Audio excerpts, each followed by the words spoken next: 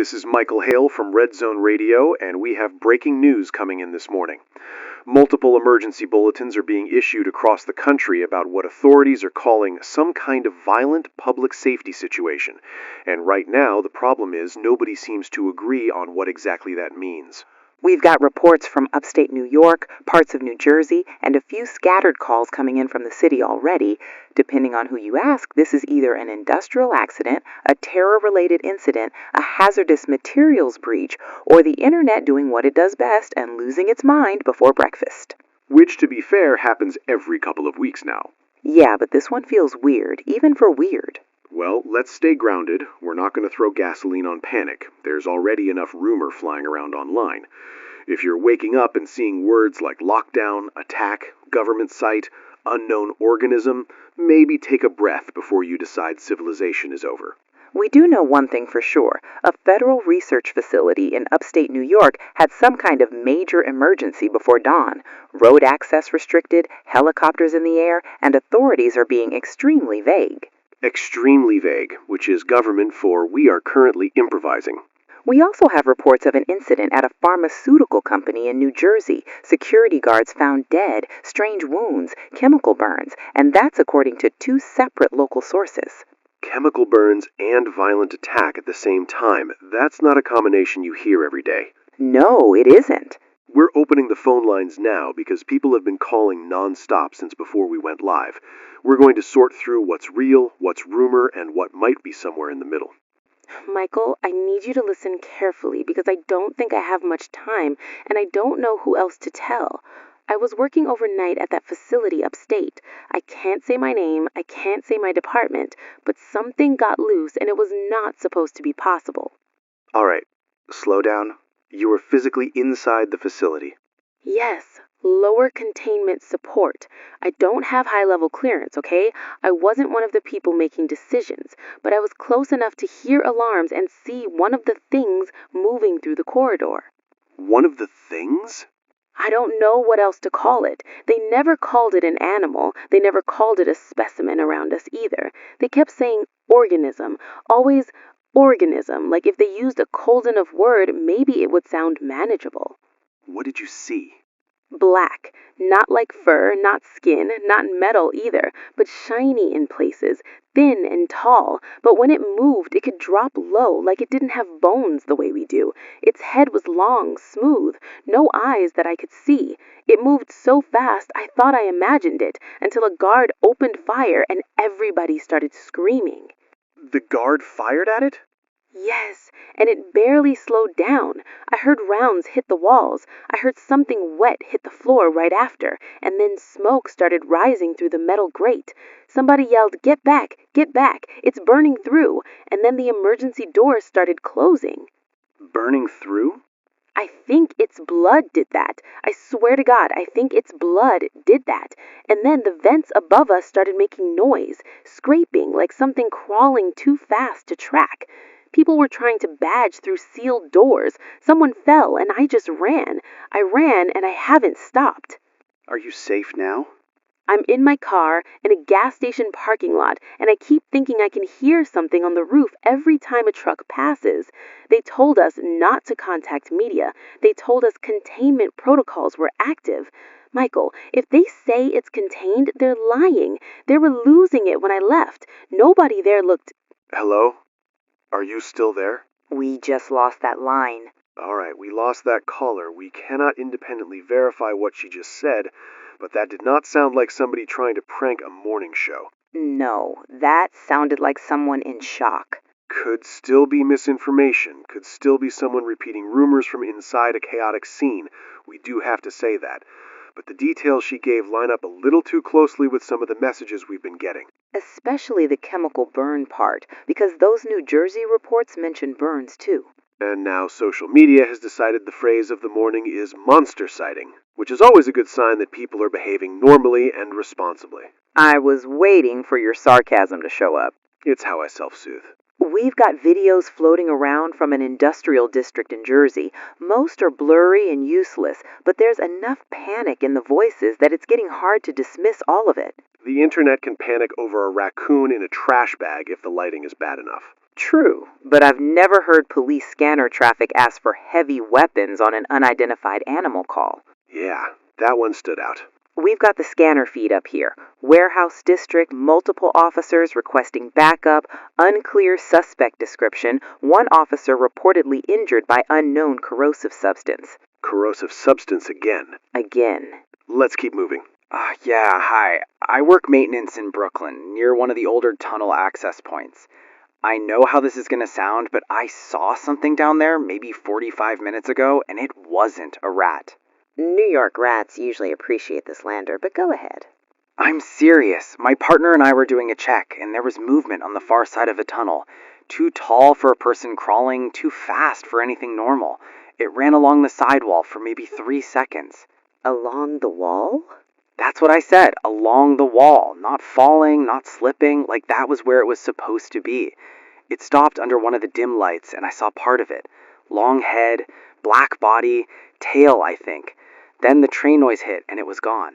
Could it have been somebody in gear, like one of those guys who does tunnel videos online? No, nobody moves like that. I've worked underground for years. You know the difference between a person trying to be fast and something that just is fast. This thing didn't move like it was exerting itself. It moved like gravity worked different on it. Did you report it? Yeah. Dispatch told us clear the area and wait topside. Then not even 10 minutes later, we heard screaming from another service entrance. A lot of screaming. Then silence. Did anybody go back down? Not me. Not after what I saw. And if the city says the subway's fine, they're lying or they don't know. Stay above ground, stay in crowded areas. Don't go back underground unless somebody physically drags you. Believe me, I'm not volunteering. Thanks for the call. Michael, that's 2 separate places now. Upstate Lab, Brooklyn Tunnel access, same kind of description. Similar description. We should still be careful. You don't believe your own caution anymore. I believe in not getting people killed with bad information. That's what I believe in. But no, I'm less comfortable laughing this off than I was 20 minutes ago. We're also getting a flood of listener text from Jersey. Parking garages, warehouse areas, loading docks. People saying somebody got dragged away. Not attacked and left there. Dragged. That word keeps coming up, too. And the hospital messages are piling up. Let's take one. Michael, I'm an ER nurse in Queens. I'm calling from a stairwell because administration is telling us not to speak to media, which usually means administration is scared. Understood. What happened? We had a patient come in from New Jersey, private security contractor. Severe trauma, chemical burns, massive distress. He kept grabbing at his chest and trying to tell us not to let it out. Not let what out? That's what we didn't understand. We thought maybe he was delirious. He coded maybe 6 minutes after arrival. Team starts working him, compressions, airway, the usual. Then one of the residents says his chest is moving wrong. Moving wrong how? Like something under the rib cage was pushing out. You know how on TV they make medical stuff dramatic? It wasn't like that. It was faster and uglier, and nobody understood what we were looking at until it happened. What happened? Something burst out of him. Small, pale at first, then slick with blood, moving so fast it didn't even seem real. It launched across the trauma room. One of our doctors screamed. Security came in. Somebody hit the alarm. It got into the duct over the sink before anyone could react. Is the hospital on lockdown? Partial lockdown. They're saying ventilation issue, but that's garbage.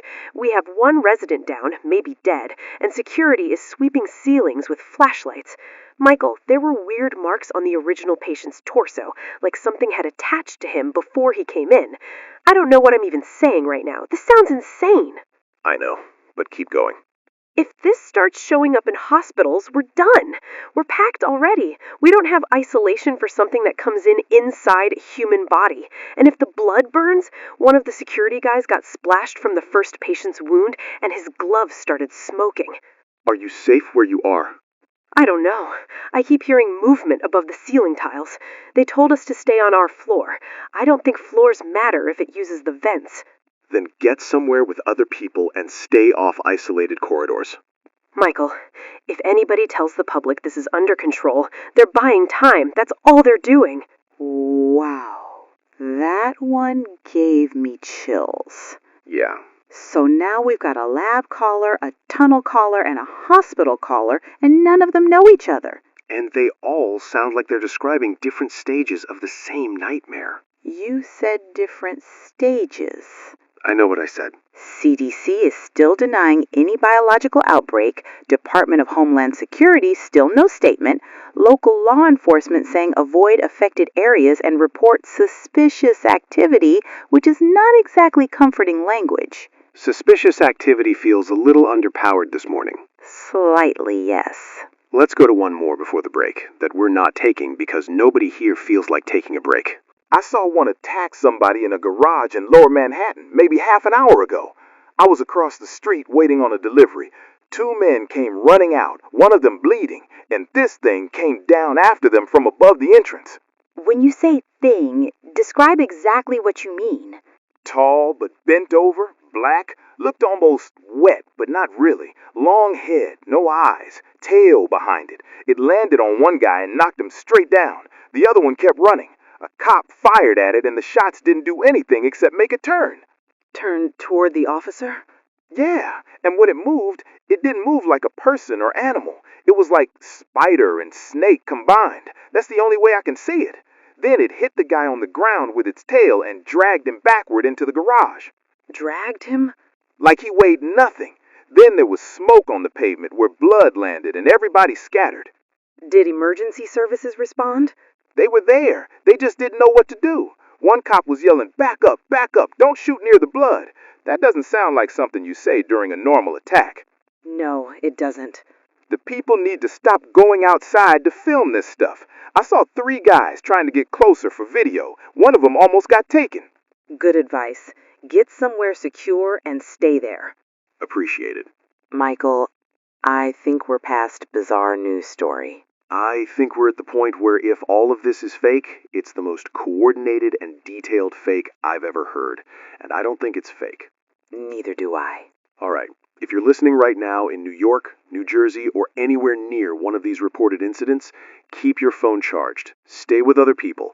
Avoid underground spaces, garages, isolated loading docks, maintenance corridors, and anywhere enclosed with limited exits. Do not investigate noises. Do not approach anything injured, anything unknown, or anything someone official is trying very hard not to describe. And if you work in a hospital, transit system, warehouse, or security, call us if you can. We need real information right now because the official stuff is barely holding together. We're back, still live, still getting more calls than we can physically handle, and the mood in the studio has changed in the last hour. We started with the assumption that maybe this was a chaotic accident with rumors growing around it. That theory is getting harder to defend by the minute. The number of reports from Manhattan has exploded. We've got people calling from stations, street level, office towers, hospitals, garages, delivery routes. A lot of them sound terrified, and a lot of them are describing the same basic thing, even when they use different words. Fast, black, not human, hard to stop, moving through infrastructure faster than people can react. Also, police and emergency services sound overwhelmed, not stretched, overwhelmed. We've got new scanner traffic here. Officers requesting support in Lower Manhattan after multiple civilians disappeared near a parking structure. Separate call from the waterfront reporting what dispatch labeled an unidentified aggressive suspect. Another from Midtown referring to non-human movement in a service corridor. Non-human movement is one of those phrases that should not exist in normal daily life. Yet here we are. We've also got military helicopters over the upstate facility now. No formal federal explanation yet, but if you're putting helicopters in the air over a research site before sunrise, I think we can all agree this is no longer a minor incident. Video is spreading too. Most of it is blurry because of course it is. But the problem is the audio. You can fake a lot on video. It's harder to fake 20 people all sounding like they've seen something they can't process. And now trains are being delayed or halted across multiple lines with the usual vague phrase, police activity. Let's go to the phones. I'm a subway operator. I don't even know if I'm allowed to call, but honestly, I don't care anymore. We evacuated an entire train in Manhattan because passengers started screaming that something was on the ceiling in the second car. Start from the beginning. What happened exactly? We were pulling into the station and I heard pounding over the internal mine. Thought maybe fight, medical emergency, somebody drunk losing it. Then people in the rear cars start rushing forward and one woman is yelling, "There's something above us." Did you see it yourself? Yeah, through the interior window when the lights flickered. It was flattened up against the ceiling paneling like a giant insect, except it wasn't shaped like any insect. Long head, long arms, black body, and when it moved in one smooth drop, right onto a passenger. What did the passenger do? Screamed once, that's all. Everybody else lost it. I hit emergency stop, opened side access when we got into the platform, and people started climbing over seats to get out. One guy tried to hit the thing with a fire extinguisher. It barely reacted. Were police already there? Transit officers came running, yeah, but by then it had used that tail thing. I swear it had a tail, and dragged one of the passengers back between the cars. Then it was gone through the service space before anybody got a clear shot. Did anyone hit it? Maybe. Didn't matter if they did. One officer yelled not to fire near the body, not after what happened in Brooklyn. So apparently they already knew something. They knew enough to warn each other, just not enough to warn the public. Exactly. And if these things are using the tunnels, the whole system is cooked. Every tunnel connects to another tunnel. Every maintenance line leads somewhere. Get home if you can, and don't go underground again today. I'm not going underground again this year if I live through this. Fair enough. Michael, that lines up almost exactly with the Brooklyn caller earlier. It does. Same movement, same long head, same tunnel access, same sense that conventional response is not enough. We've got another one. This is from Emergency Communications. Michael, I'm a dispatcher. I can't say which precinct network because I still want my job if jobs exist tomorrow. Our 911 system is drowning. We are getting calls tagged animal attack, active assault, intruder, unknown suspect, chemical event, missing persons, mass panic, all at the same time. Are those calls concentrated in one area? They started clustered around industrial sites and underground access points. Now they're everywhere below Midtown. Garages, basements, subway platforms, service levels, loading bays, elevator shafts, places with limited visibility and limited exits. Are supervisors giving you guidance on what responders are supposed to expect? That's the problem. One supervisor said possible escaped experimental animal. Another said terror-related disinformation. Then somebody from higher up told us to stop describing the suspect over open channel and use unknown biological threat if necessary. Unknown biological threat. Yes, I heard that phrase with my own ears. Officers are asking if rounds work, if tasers work, if they should approach bodies, and nobody has a clear answer. We had one report where an officer fired, hit the target, and got sprayed with something that burned through his vest. That matches what we've heard from elsewhere. Then it's true. We also have multiple missing person clusters, same pattern every time. People vanish near lower-level access points. Sometimes there's blood, sometimes nothing, sometimes a dropped phone and no person. Are officials treating this as contained? Absolutely. Privately. Publicly, they're using soft language. Privately, every voice I'm hearing sounds like they know this is way bigger than they can admit. What would you tell people listening right now? Stay out of enclosed lower spaces. Don't go looking for missing family alone.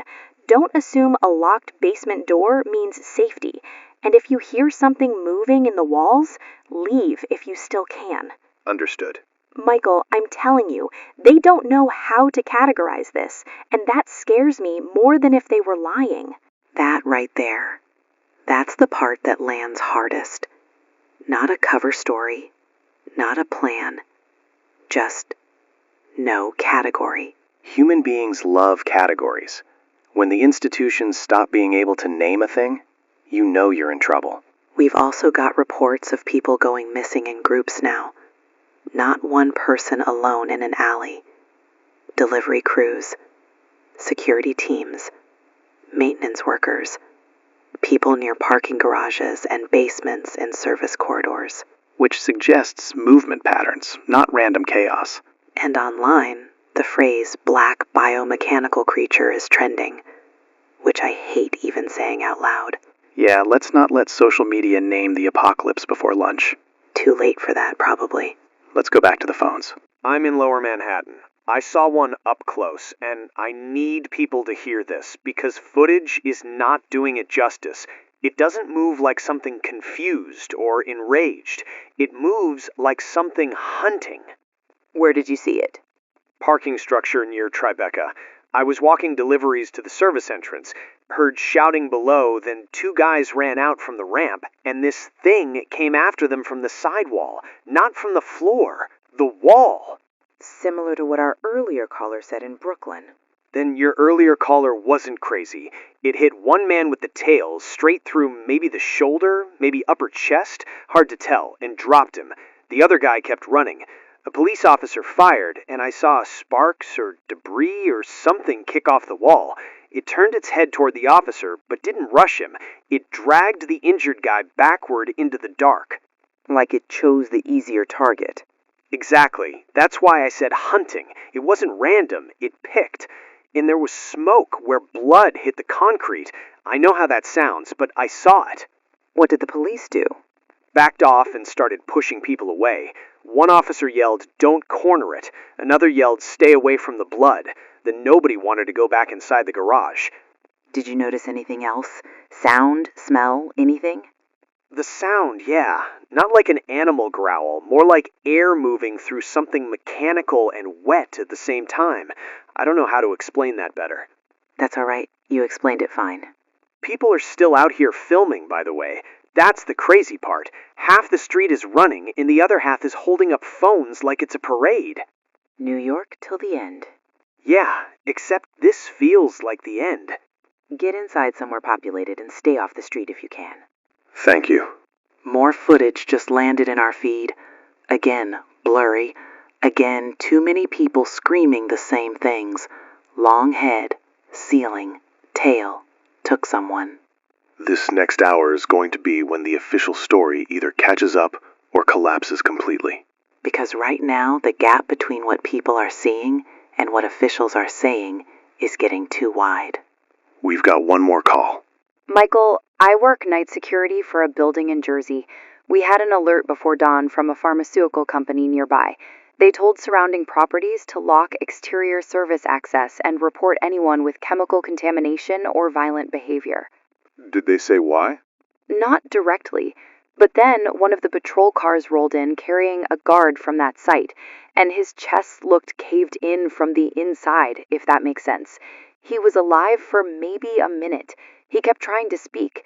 One of my coworkers leaned in and he said, "They use us." They use us? Yes. Then he started convulsing. We called EMS, but they were delayed. The officer with him kept saying, "Don't let him inside. Don't bring him into the lobby." And my supervisor started screaming because he thought that was insane. Then something moved under the guy's shirt. You saw it. I saw movement, a lot of movement, like something trying to get out. The officer pulled everyone back and then told us all to run. I did. I didn't stay for what happened next. I'm sorry. I know that's not helpful. It's more than helpful. You called. That matters. I'm parked 3 towns away, and every siren I hear makes me shake. Michael, if these things get into buildings through vents or service access, city people are in serious trouble. I think city people are realizing that right now. Then tell them stop waiting for perfect instructions. If something feels wrong, leave. Understood. Stay safe. So we've got movement through tunnels, through service areas, through ceilings, and possible transmission or incubation through human bodies. We're not using the word transmission yet, because we do not understand the mechanism. But yes, something is happening that involves human victims becoming part of the process. That sentence would have sounded absurd an hour ago. Now it sounds conservative. Still no formal statement from federal agencies beyond general public safety language. But the city has started issuing transit restrictions. That's real. Those don't happen because people on the internet tell ghost stories. We're staying live. We are not going to commercials.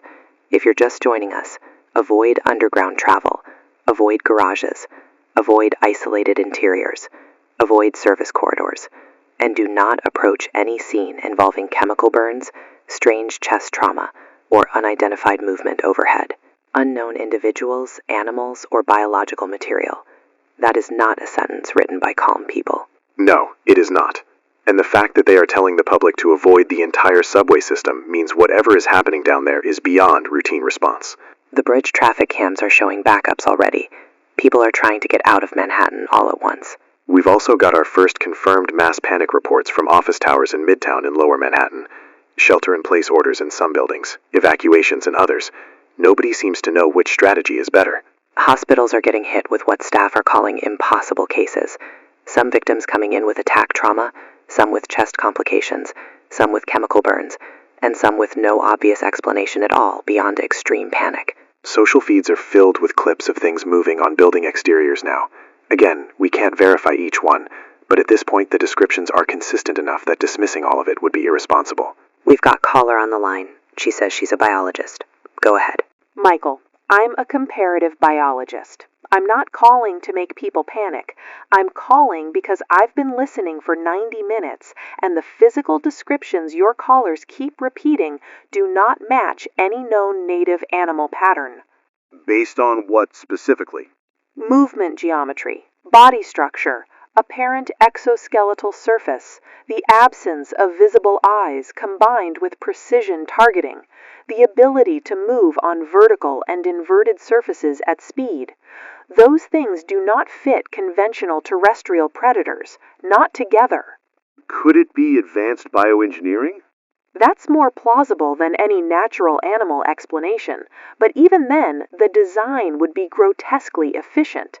You're describing something optimized for enclosed space ambush, rapid kill capability, and possibly reproductive use of hosts if those hospital reports are true. You said reproductive use of hosts like that's a reasonable phrase to say on live radio. It isn't reasonable. That's the problem. But if people have organisms emerging from their torsos after being attacked or exposed, then we are not dealing with a simple predator. We are dealing with a life cycle. Do you think extraterrestrial origin is possible? Scientifically, I don't like using that word without evidence, but if you force me to choose between unknown Earth animal, human-engineered organism, or non-terrestrial biology, I can confidently rule out the first option. What should people do? Stay out of confined environments. Stay in groups. Do not corner one. Do not approach a dead one if the acidic blood reports are real, and stop assuming this is random behavior. If the same body plan is being reported in separate locations, there may be coordinated spread. Coordinated by intelligence? By instinct at minimum, potentially more.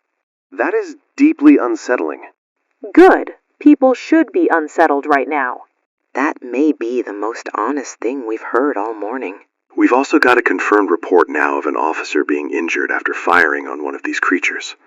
Blood splash allegedly burned through protective material.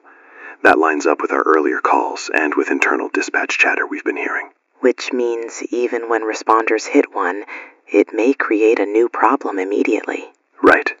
Conventional force in tight urban spaces becomes dangerous both before and after impact. Not ideal. Understatement of the century. Let's go to caller 3. I'm trapped in an office tower in Midtown. We were told to shelter in place after something got into the lower lobby levels. At first, we thought active shooter. Then we started hearing things that didn't sound human. How many people are with you? 12 on this floor. Maybe more in other offices, but we stopped moving between floors when the stairwell went bad. What do you mean by bad? Screaming from below, then banging against the stairwell door, then a sound like metal peeling, not breaking, peeling, like somebody opening a can. Have you seen one directly? Not up close. We saw movement past the outer windows 2 floors down, which should be impossible.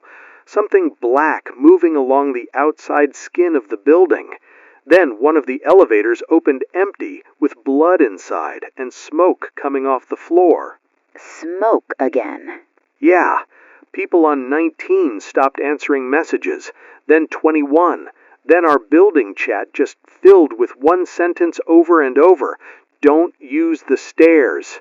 Are security or police in contact? Security stopped replying. We got one automated message saying, "Remain calm and wait for authorities." Easy for them to say. We can hear things above the drop ceiling in the corridor now. Listen carefully. Stay together. Do not split up. Don't open any ceiling panels. Keep heavy furniture against access points if you can, and stay away from vents and dark hallways. We're already barricading. One woman here wants to make a run for the roof. Don't do that unless you know the route is clear. Unknown space is the danger right now.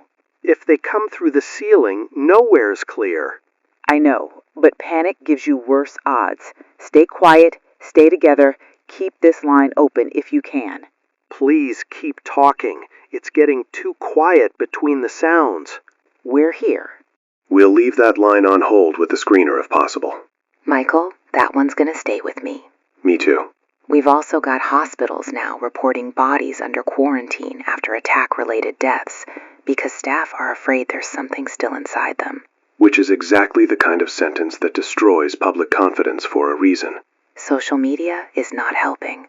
People are uploading clips of these things on rooftops, in vent systems, on building exteriors. Some of it is fake. Some of it is definitely not fake. We have another call. Michael, I did contract work tied to federal procurement, and I need you to understand that if the government is finally using cautious language now, that means the real language behind closed doors is much worse. What kind of contract work? Materials and containment consulting. I never handled the organism directly, but I saw model summaries and risk assessments tied to an off-books program. They were studying recovered biological entities under extreme containment conditions. Recovered from where? They never put it plainly in the documents I saw, but the term non-terrestrial biological sample appeared more than once. Everyone treated it like bureaucratic nonsense until the casualty projections got attached. Casualty projections for what? Urban breach scenarios, transit spread, host proliferation, mass casualty events inside dense cities. They modeled what would happen if even one got into connected infrastructure. And now one has. More than one, if your collars are accurate. The models assumed rapid multiplication after contact with human populations. Did those documents mention weaknesses? Distance, isolation, fire in controlled environments, but even that had warnings. Acidic fluid release made close quarters engagement catastrophic. The phrase I remember most was "do not engage casually after incapacitation." Meaning? Meaning the body can still kill you. Did officials know the risks and study them anyway? I can't prove who knew what. I can tell you somebody funded cages strong enough to justify the fear. That's enough for now. Then tell people to stop waiting for permission to protect themselves. I think permission left the room a while ago. We have an official statement, finally. Federal Response Office confirming, and I'm quoting here carefully, extraterrestrial biological entities have breached containment in multiple locations. National Guard mobilization underway. Public urged to remain calm. There it is. There it is. Extraterrestrial biological entities. That's the phrase they went with. Which means our morning has officially crossed from improbable into historic nightmare. And remain calm feels almost disrespectful at this point. Maybe, but panic kills too. Which brings us to the bridge shutdowns. Brooklyn Bridge partially closed after reported sightings. Traffic stalled on multiple outbound routes, some drivers abandoning vehicles. Manhattan is becoming a trap. And a connected one. That's the part I can't stop thinking about. Tunnels, basements, service routes, vents, maintenance shafts, subways, utility lines.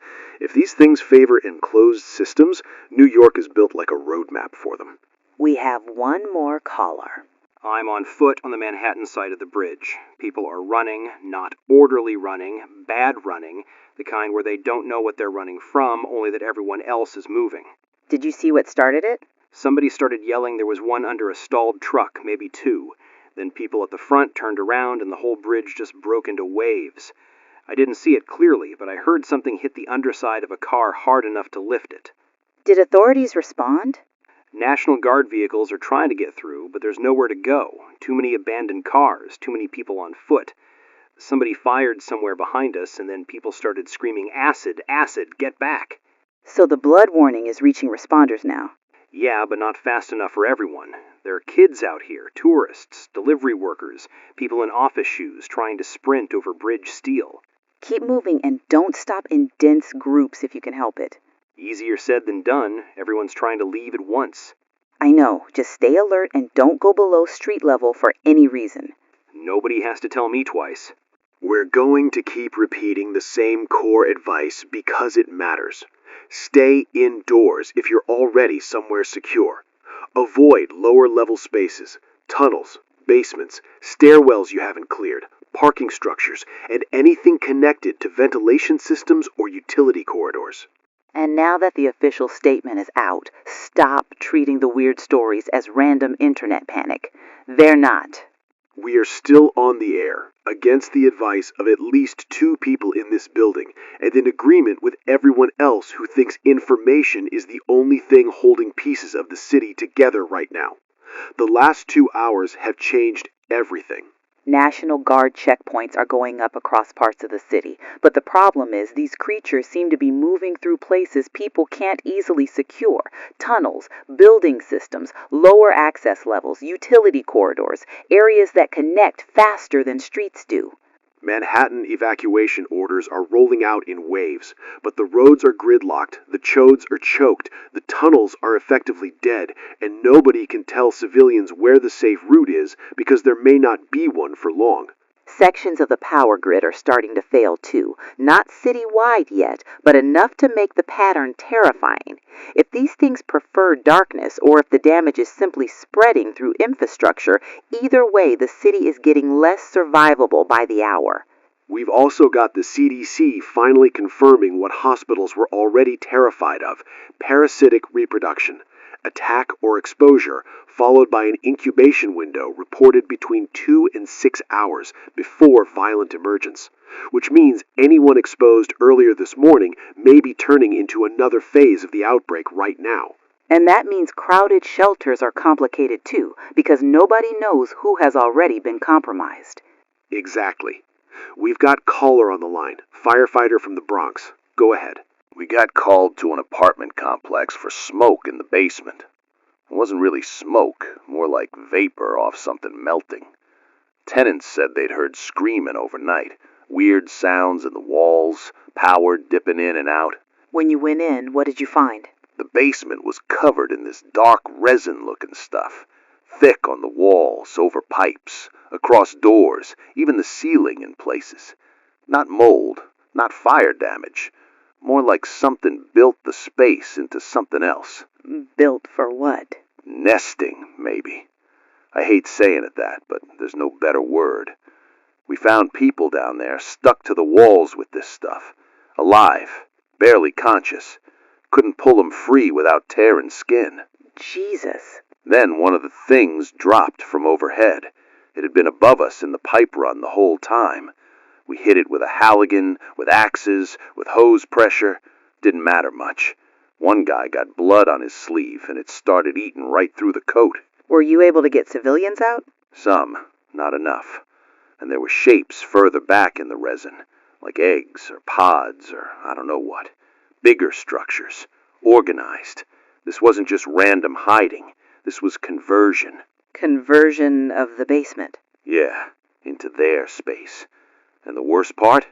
There were sounds deeper in. More than one. A lot more than one.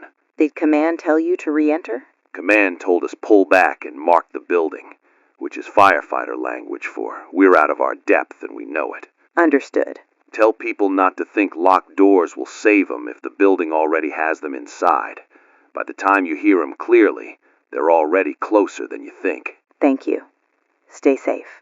That lines up with the reports of whole structures becoming compromised, not just individual attack scenes. And it lines up with the spread model from that contractor call earlier. They're not just moving through the city, they're changing sections of it. We've got reports now of a much larger organism spotted in the subway system. Unverified, but repeated enough that we have to mention it carefully. Witnesses calling it much bigger than the others, moving slower but surrounded by smaller creatures. People are already using the word queen online.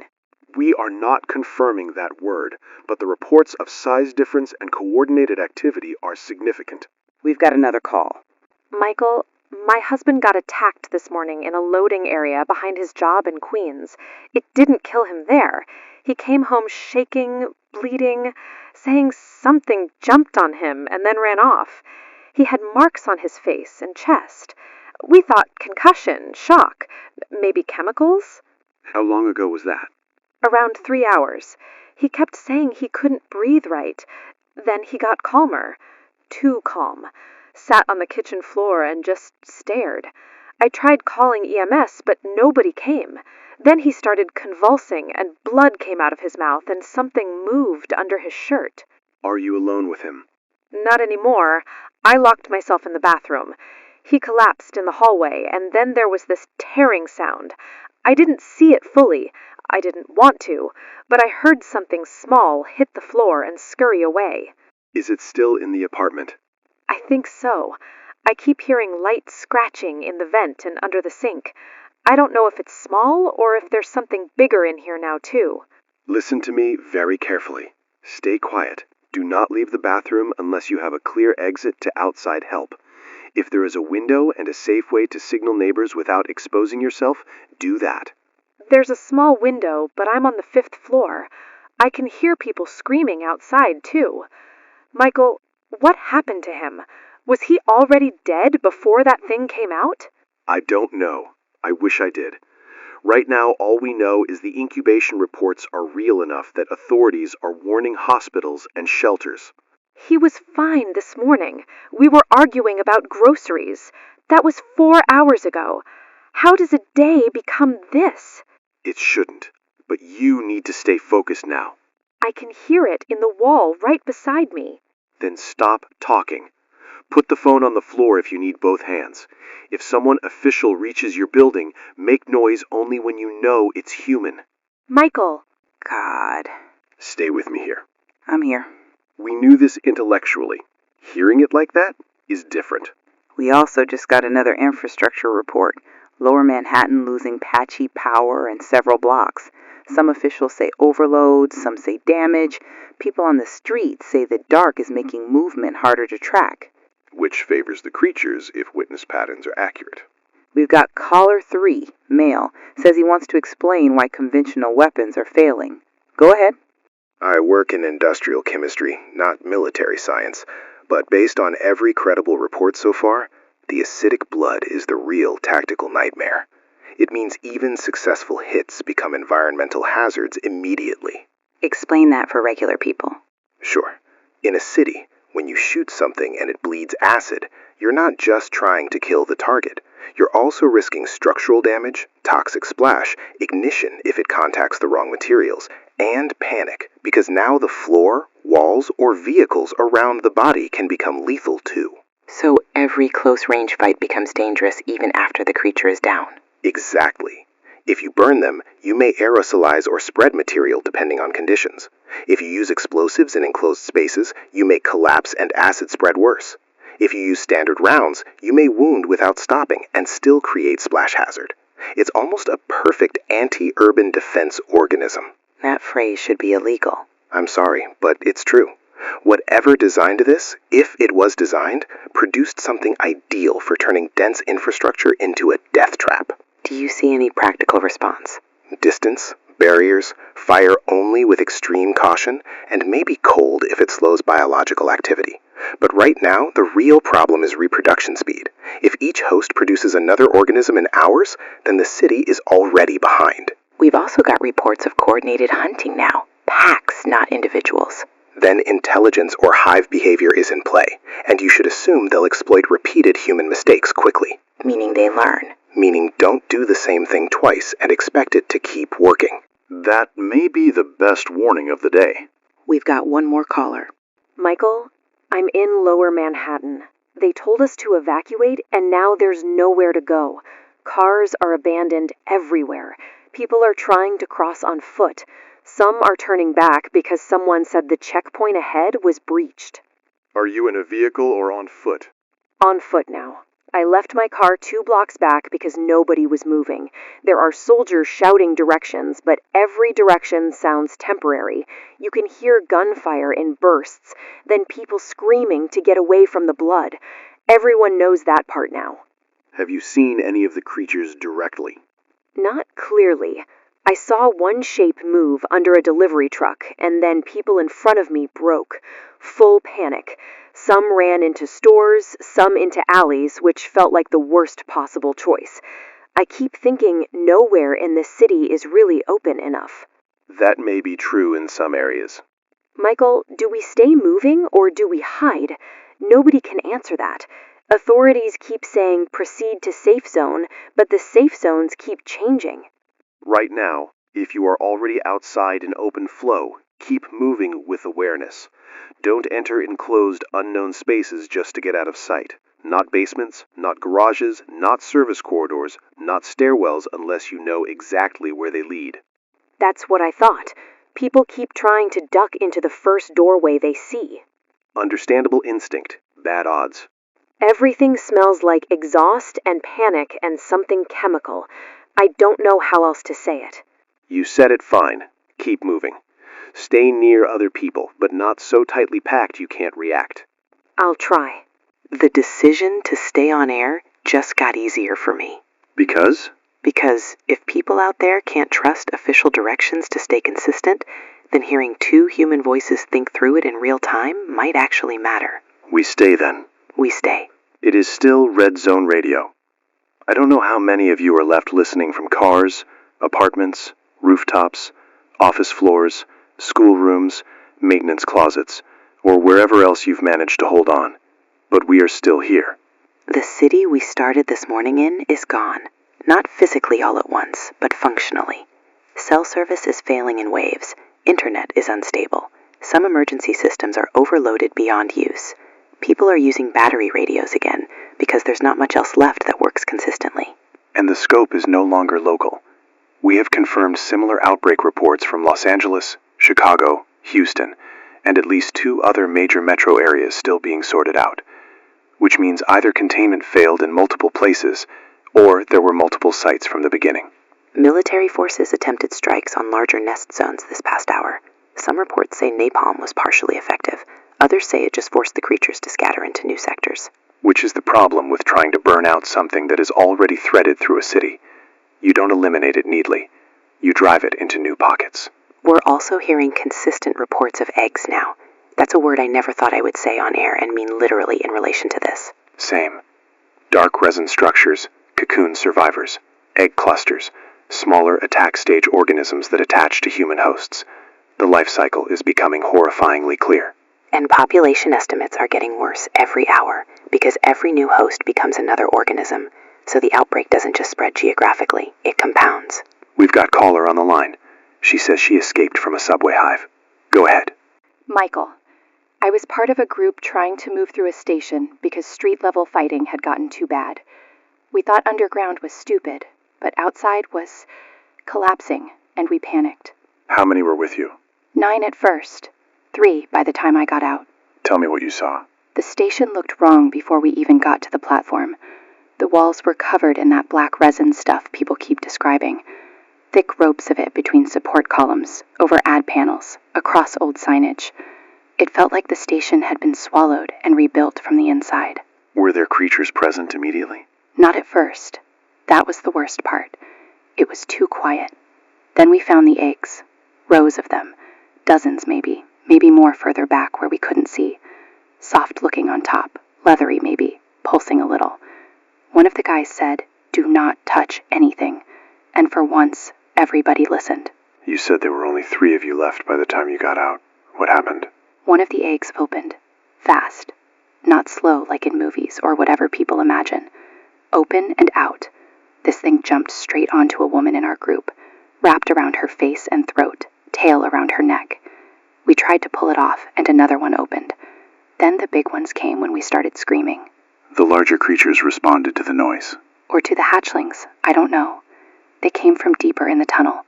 Tall ones, black, moving over walls and track bed at the same time. One guy got taken. Another slipped trying to run. We just ran and didn't stop. Were there survivors cocooned there? Yes. I saw people stuck upright against the wall. Alive. Some moving, some not. I didn't understand what I was seeing until one of the egg things moved near them, and then I understood too much. How did you get out? Emergency ladder to street access.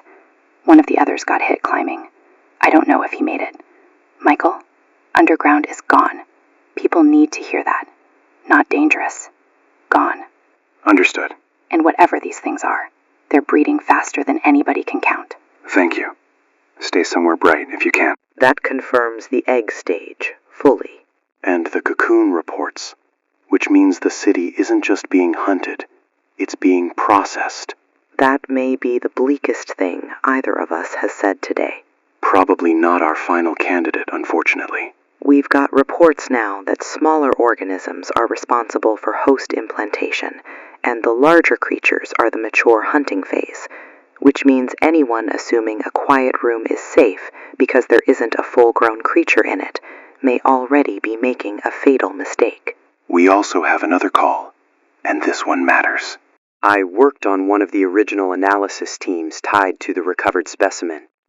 I'm not calling because I think redemption exists. I'm calling because the lies don't matter anymore. Recovered specimen from where? Arctic dig site. Something buried in ice that should have stayed there. Wreckage fragments first, then biological material. We thought ancient, dormant, maybe dead. Then somebody with authority and funding decided study was smarter than destruction. You're saying this started from a spacecraft? That was the internal theory. Nobody put alien on official paperwork, but everybody with eyes knew the design was not terrestrial. We underestimated everything. Its survival capacity, its adaptability, its life cycle, its intelligence. Intelligence in what sense? Pattern learning, coordinated movement, threat assessment, route selection. They don't just rush blindly. They test, withdraw, and come back where you're weaker. If there are enough of them, they behave like a distributed mind. That would explain the coordinated attacks. Yes, and the simultaneous failures. If multiple facilities had samples, and I believe they did, then the breach timing may not be accidental. Multiple facilities worldwide. I can't prove worldwide, but definitely more than one domestic site. New York was just one of the worst possible places for a breach because of density and infrastructure. Were there known weaknesses? Not enough to matter early. Fire can work. Extreme cold may slow them. Electrical shock had mixed results in tests on smaller forms. But the real weakness would have been preventing host access. Once that failed, multiplication made containment fantasy. So we never actually had control. We had paperwork that looked like control. That's not the same thing. Why call now? Because I'm in a lab annex that has gone dark except for backup lights, and I can hear them in the service ceiling. And because maybe somebody listening somewhere will choose to burn a tunnel entrance instead of investigating a scream. That may save lives. Then tell them to think like prey for once. Stop moving toward mystery. Understood. That answer landed a little too hard. Yeah. We've got another major development. Nationwide reports now matching earlier city patterns. Industrial zones first, transit hubs second, hospitals and shelters after. That is not random distribution. Which means the map of this disaster is starting to look intentional, whether the creatures think the way we think or not. We also have staff here reporting noises in the lower levels of this building. Say that again? Security just informed us there were sounds near the loading dock and utility corridor. They're checking camera feeds, but some lower cameras are already out. Great. We stay focused. We do. Let's go back to the lines. Michael, I'm a teacher. I'm in a school building in Queens with 8 kids and 2 other staff members. We were supposed to be evacuated earlier, but buses never made it. Now we're barricaded in a classroom, and I can hear them in the ceiling. How old are the children? 9 to 11. They know enough to be terrified. I've been telling them this is a lockdown drill for hours, and they know I'm lying. Have you seen any of the creatures inside the school? Not in the room. We saw one in the hallway camera before power cut to half the building. It moved past the lens too fast to fully track, but long head, black body, same as everyone else says. Then there was banging from the cafeteria side, and no more radio from the custodian. What resources do you have? Desks, cabinets, bottled water, 2 first aid kits, 1 battery lantern, and a class set of scissors, which feels laughable. It's not laughable. Anything in your hands matters. One of the kids keeps asking if the monsters know we're here. I don't know what to say, because I think yes. Then say this. Say, adults are here, the door is secured, and quiet is helping. Right now, fear has to be managed minute by minute. We can hear movement above us every few minutes, scraping, then stopping, like they're listening back. Then keep the children away from vents and ceiling panels. Stay low. No sudden noise unless you know help is human and immediate. Michael, if I have to move them, do I go for stairs or windows? Windows only if you have a safe exterior option and certainty below. Unknown stairwells are bad odds unless you know the path. I hate that this is advice now. So do I.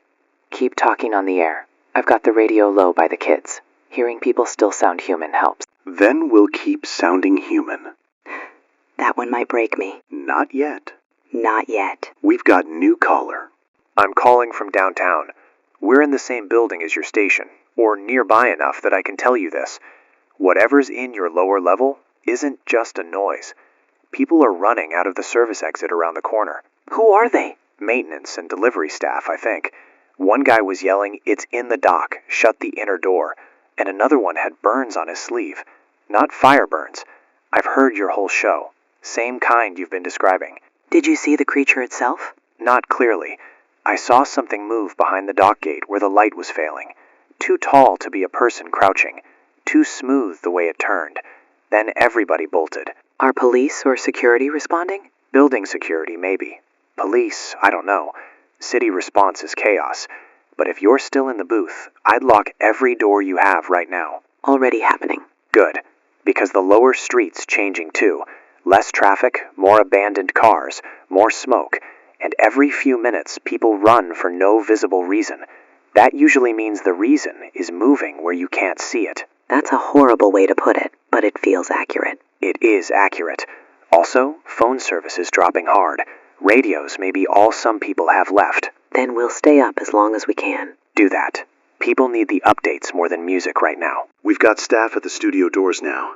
They're barricading the hallway and securing internal access. Lower level sounds confirmed.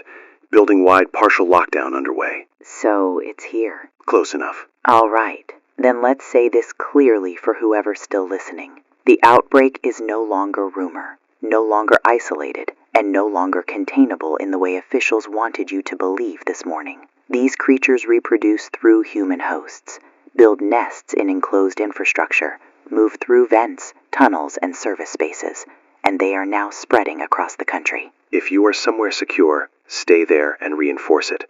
If you are exposed and moving, avoid enclosed lower spaces. Avoid dark, unknown interiors. Avoid crowd crushes, and do not investigate cries for help alone unless you understand the risk. Bright, open, elevated, and together are still your best odds. And if you hear us sounding more tired, that's because we are. We're staying on, anyway. We're staying on.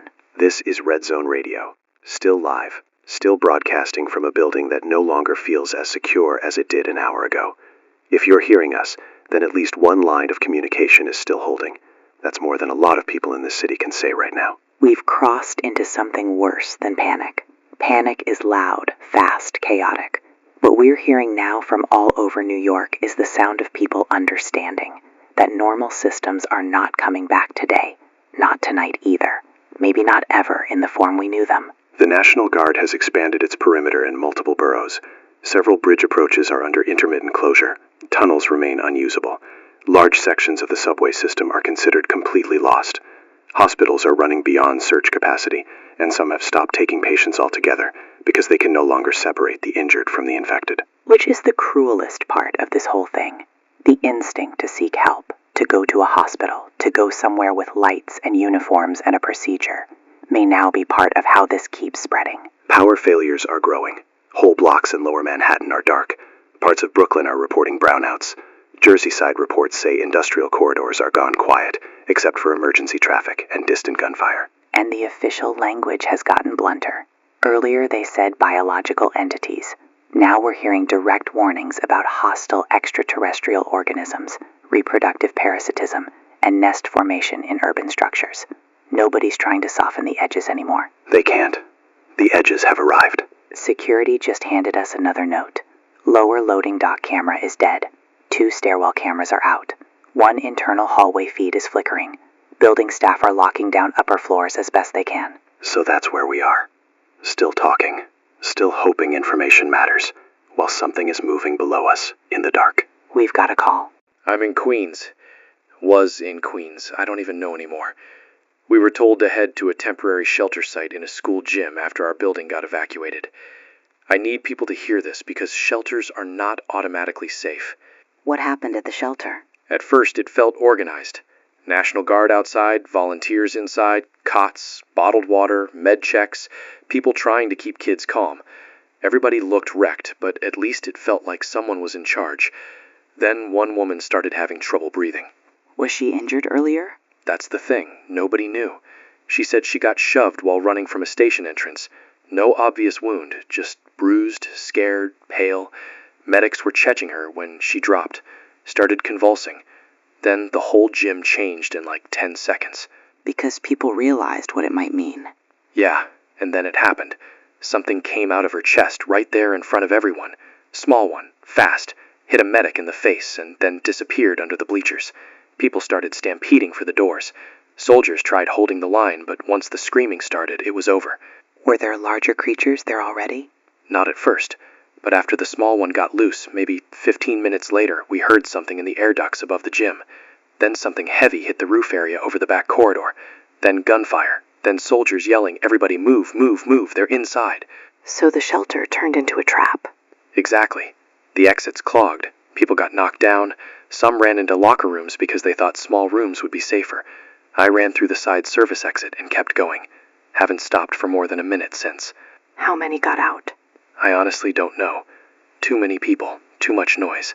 But if the system doesn't have a way to screen who's already carrying one of these things, then every shelter is just rolling the dice with 100 lives at once. That's the nightmare scenario everybody feared. It's happening already, and people are still obeying old instincts. They see uniforms and lights and think safe. I don't know what safe means anymore. Stay out in open movement if you can. Avoid unknown enclosed spaces. And thank you for calling. That confirms what we've been afraid to say too directly. Mass shelters may no longer function the way people expect if host incubation is already inside the crowd. Which means the city's survival logic has completely inverted. The places built for protection are now vulnerable for exactly the reasons they were built. Dense occupancy, shared air, confusion, human trust. We've also got reports of military units trying to clear nest sites with heavier fire. Mixed results. Some success on open streets, almost none in connected interiors. One building gets sealed, another 5 suddenly report activity through vents, maintenance shafts, crawl spaces. We have another call. Michael, I'm calling from Staten Island. My sister's in Brooklyn and I can't reach her now, but that's not why I called. I called because what people are saying about them building things inside basements and tunnels is real. You saw a nest structure yourself? I saw what used to be the lower parking level of our apartment building. The power went out on the first level, so the superintendent and 2 tenants went down to check the breaker room. They didn't come back. My husband and I went partway down after maybe 20 minutes because we heard yelling. Partway down? Only partway, thank God. The whole lower level looked wrong. Walls glossy, concrete covered in black stuff, and they were shapes attached to the support columns. At first I thought bags or coats or debris. Then one of them moved. People? Yes, people, wrapped in that resin stuff up to the chest, heads hanging, some still breathing. And on the far side there were these egg-shaped things clustered low to the ground. Not random, arranged, like a farm, like storage, I don't know. Did you see the creatures? 1, maybe more in the back. The one I saw was standing almost still at first, and that was somehow worse than when they're moving. It was looking toward us without eyes, if that makes sense. Then it tilted its head like it was listening. We ran before it charged. We heard it hit the stairwell door behind us a second later. Did he get through? Not the first door, but it bent the metal. Michael, I don't think people understand what nest means. They think hiding spot. This is not hiding. They are transforming places. Into reproductive spaces? Yes, into their world, into something that makes human buildings belong to them. And if people are missing from your building, do not go searching the basement alone. I know everybody wants to go get people, but if they're already down there... I understand. I can still hear sounds under the floor even now, scraping, rhythmic, like construction by something alive. Stay away from that lower level. Stay above ground. Stay with others you trust. We pushed a dresser in front of the stairwell door. That's what life is now. For tonight, that may be more valuable than anything else. The calls are getting quieter. I don't mean fewer. I mean the people making them sound different. Less disbelief. More acceptance, which I'm not sure is better. No, but it's real. We've got another one. I'm with a National Guard logistics unit. Not frontline, but close enough to know what's failing. I'm not giving location because I'd like to not get court-martialed if the world somehow restarts. Fair. What can you tell us? Containment lines don't hold because the creatures don't care about the same routes humans care about. People think in streets, doors, corridors. These things use drainage, utility runs, crawl spaces, wall voids, transit gaps, elevator shafts. Every time command says lock down this sector, the map is already outdated. Are heavy weapons helping at all? Open intersections, maybe. Clear line of sight, maybe. But in dense city blocks, every shot is a gamble, because if you rupture one too close, you create acid hazard, and if you don't kill it instantly, it keeps moving. Bigger units can kill them with enough sustained fire, but you can't do that in a packed neighborhood without turning the neighborhood into collateral damage. So the city itself protects them? In a way, yes. Buildings, pipes, tunnels, density, darkness, they're better suited to this than we are. And there are reports now of larger central nest organisms in 2 boroughs. Command isn't using the slang term yet, but people on the ground are. You mean queen? Off the record, yes. Much larger, seemingly stationary for parts of the cycle, surrounded by heavy activity. If those reports are accurate, and there's more than one, we are past local outbreak logic. Can the military take those sites? Maybe eventually in open zones. In buried or reinforced spaces, I wouldn't bet on quick success, not without flattening a lot around them. What would you tell civilians? Stop thinking this ends tonight. Prepare for a long night, maybe several. Water, barriers, quiet, radios, alternate exits. And if a place feels like it connects downward or inward too much, it's probably bad ground. That might be the best phrase of the day. Bad ground. Yeah, New York's got a lot of it. We've got internal updates from our own building now. Lower staff count confirmed. 2 maintenance workers unaccounted for after checking the dock. 1 security officer injured. Chemical burns on the forearm. Upper floors are being consolidated. So even the people keeping this building alive are being thinned out. Yes. One more call. Michael, I'm in a church in Harlem with maybe 20 people. We thought it would be safe because old building, thick walls, lots of people, candles, food pantry, all that. But the basement is gone. We can hear movement through the grates near the sanctuary floor. Has anyone seen the lower level? Father Ruiz did. He came back up white as paper and wouldn't describe it at first. Then he said there were bodies on the walls and black growth on the pillars and things hanging like fruit near the boiler room. He locked the basement doors and told everyone to stay upstairs. Are people holding together? Barely. Some are praying. Some are arguing about leaving. One man wants to make a run to his apartment for medicine. Another says nowhere private is safer than a group. Nobody knows. We keep hearing tapping under the floor at the edge of the pews. Any exterior access if you need to move? Front doors, side doors, roof ladder. But the street's not calm either. There was gunfire 2 blocks away maybe 15 minutes ago, and then everybody outside started running south. Then stay put, unless the building is clearly compromised above your level. Keep everyone away from grates, vents, floor access, crawl doors. If you can block those areas with heavy furniture, do it. We started that already. It feels ridiculous using hymnals and benches to fight monsters. Tonight, ridiculous, maybe survival. Michael, are we already too late? I don't know. But too late and over are not always the same thing. That's enough to hold for another hour. Then hold. That was a good answer. I wish I believed it more cleanly. Same. If you're listening, understand this. The city has stopped pretending these are isolated attack scenes. We are dealing with organized nest growth, host-based reproduction, infrastructure spread, and possible central breeding organisms. Stay away from basements, tunnels, parking levels, service spaces, and any structure that feels connected downward beyond what you can control. And do not assume public shelters, hospitals, or checkpoints are automatically safe just because they exist. Safety now depends on what is already inside, not what the sign on the door says.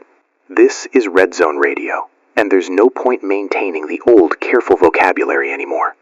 The official brief that just hit our wire used the term Xenomorph class hostile organism. That's the first time we've seen the actual label in an open public advisory. So now they have a name, which should make this feel less unreal, but somehow it doesn't. It just makes the nightmare more specific. Xenomorph. That is what federal agencies are now calling the creatures loose in multiple American cities. The public is being instructed to avoid all enclosed infrastructure, report nest formations, and isolate anyone believed exposed to implantation risk. That's where we are now as a country. We have a note from engineering. The backup generator for this building is still stable for now. Main power is intermittent. Internet is largely gone upstairs. Landline patching is inconsistent. Radio transmission is holding, but barely.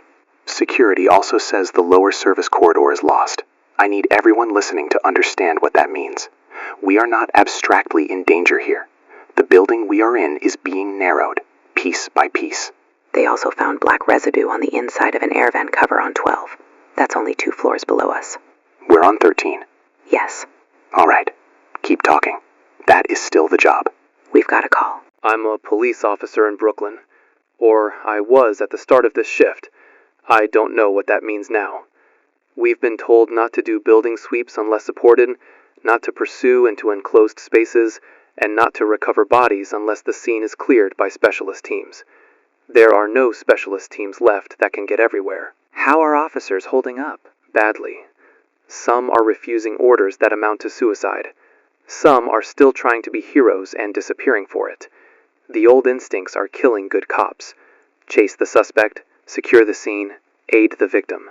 But if the suspect runs into a boiler room and the victim might already be a host, those instincts become traps. Have you seen a nest directly? Basement under a row building. We got a call for missing residents. Went in thinking maybe people were trapped after structural damage. Found resin everywhere, heat weirdly high, air smelling metallic and rotten. 3 people on the wall, 1 still moving. Then we heard hissing from behind a water heater and backed out before we had to learn more. Did command authorize a burn? Not immediately, because of adjacent buildings. That's the whole problem in the city. Everything touches everything. You want to burn one nest, you risk lighting the block. You want to collapse one basement, you risk trapping your own people.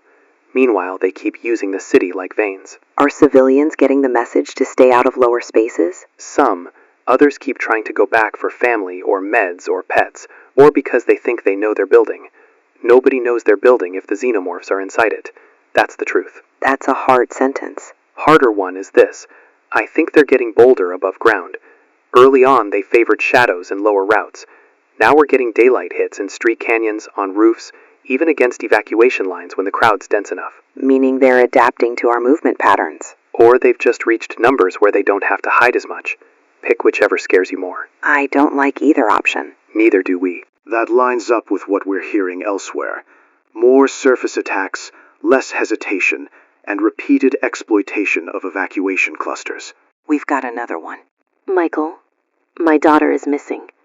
I know that's not unusual today, but I need you to say something on air, because people keep telling parents to wait for authorities, and there are no authorities left to wait for in our area. How old is she? 16. We got separated near a pharmacy in the Bronx when people started running after something hit a city bus from underneath.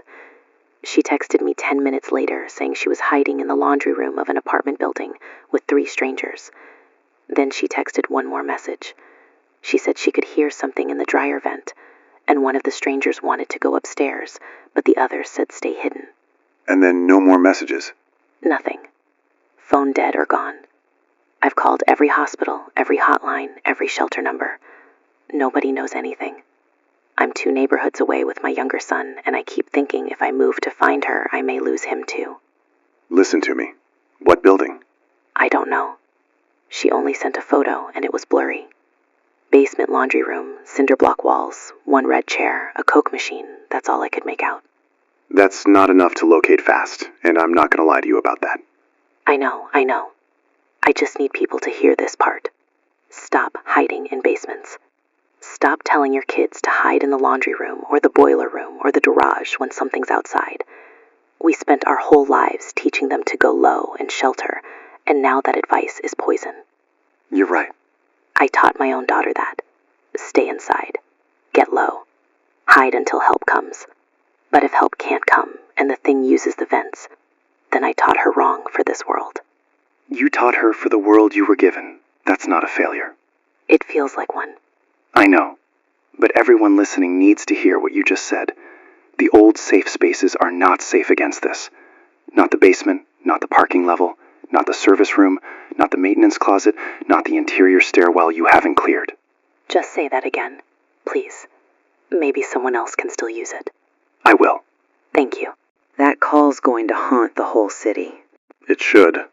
We have reports now of large-scale nest conversion in subway junctions, utility hubs, and at least 1 hospital sub-basement. One update suggests a military unit attempted to collapse a tunnel section after confirming egg clusters and cocoon civilians. No word on how many were still alive when they sealed it. That's the kind of choice civilization starts making when it's cornered. We've got another call. I'm a trauma surgeon. I've been in medicine 20 years. I want people to understand that hospitals are not the same thing they were this morning. We lost 2 floors to panic, 1 to actual xenomorph activity, and the rest to confusion over who might be carrying an implanted organism. Are doctors even able to triage correctly anymore? Barely. Chest pain could be panic, could be injury, could be incubation. Chemical burns could mean exposure at an attack scene. Respiratory distress could mean shock or something worse. Every patient is now also a question mark. What are you doing with suspected hosts? Isolation when possible, but we ran out of rooms, then out of secure rooms, then out of staff willing to stand next to those rooms when they knew what could happen in a matter of hours. I don't blame them.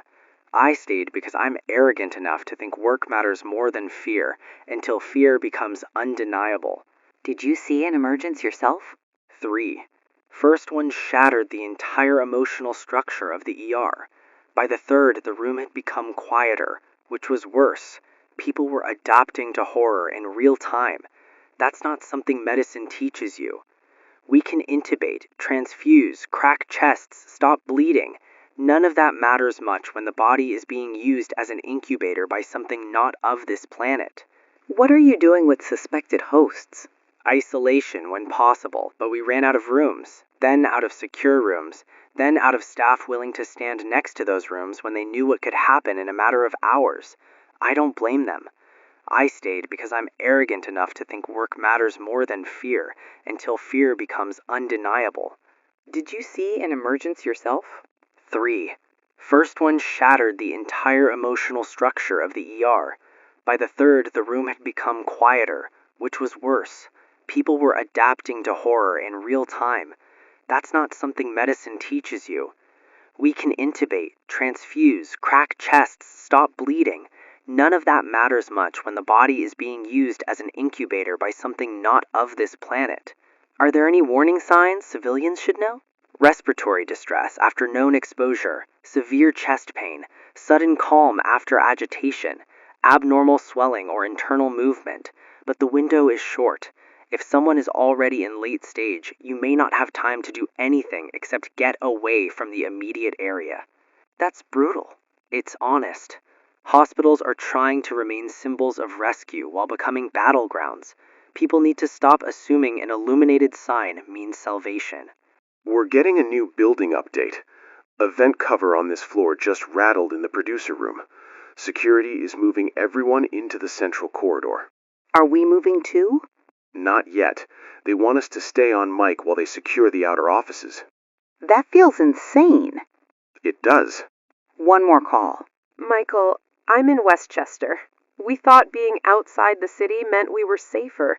It doesn't.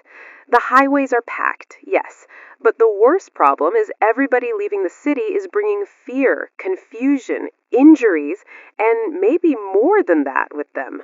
You mean possible hosts moving outward? Yes. We had a church open as a relief point. Then a man arrived with his wife and teenage son. The son looked exhausted, pale, said he'd fallen in a stairwell during the city evacuation. They gave him water. 2 hours later, he was screaming, and then something burst out of him in front of maybe 30 people. So suburban spread is starting through evacuee flow. Exactly. Every town thinks it's receiving refugees. Some of them are receiving the next stage of the outbreak, and nobody wants to say that because it sounds cruel. But if people don't start screening, this just keeps rolling outward. Are local authorities responding? They're trying.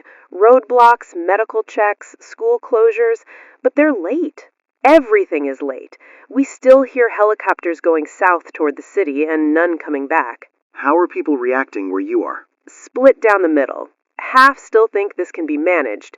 Half are boarding up and filling bathtubs.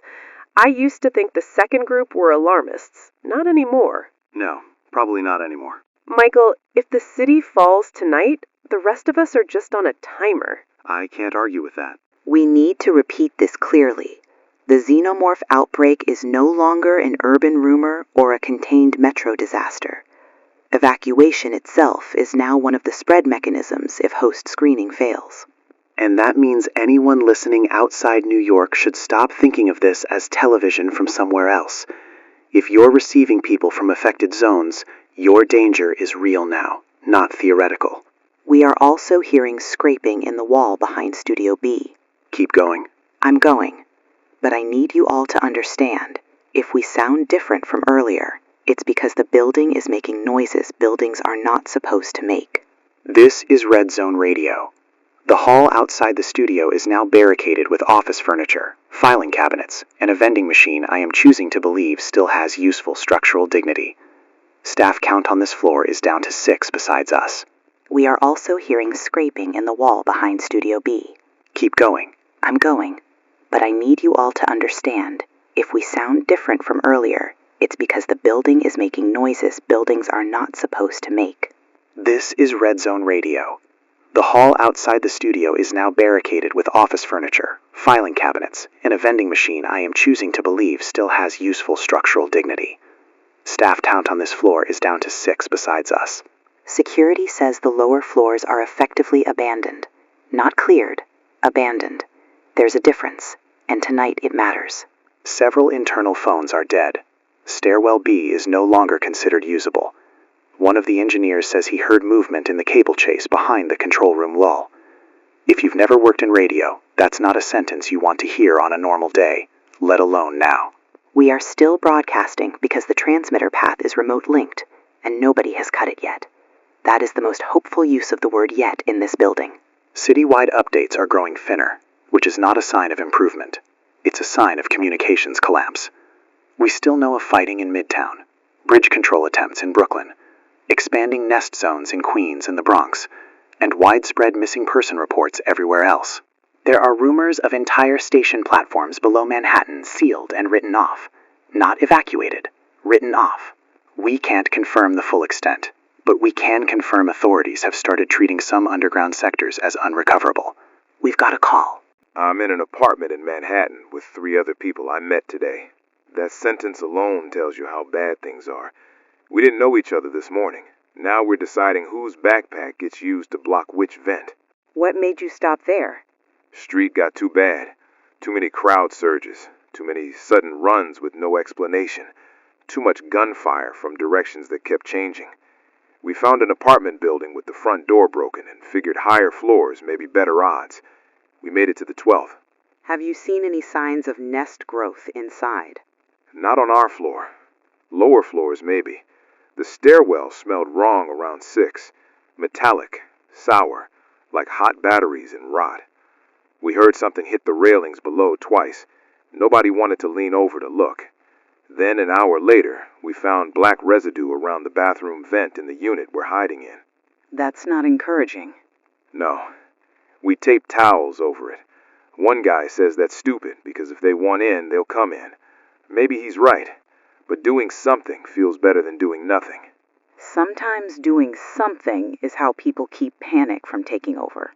There's a little girl with us from the 8th floor. Her mom never made it upstairs. She keeps asking why the monsters like the walls. I don't know what to tell her. Tell her walls have holes, and holes are how bad things travel. That's simple enough to be true. That's actually pretty good. How's your water, supplies, exits? 2 cases of bottled water, some canned stuff, 1 fire escape window, 1 apartment door we've reinforced, 1 vent we don't trust, and no real plan past surviving the next hour. That is a real plan tonight.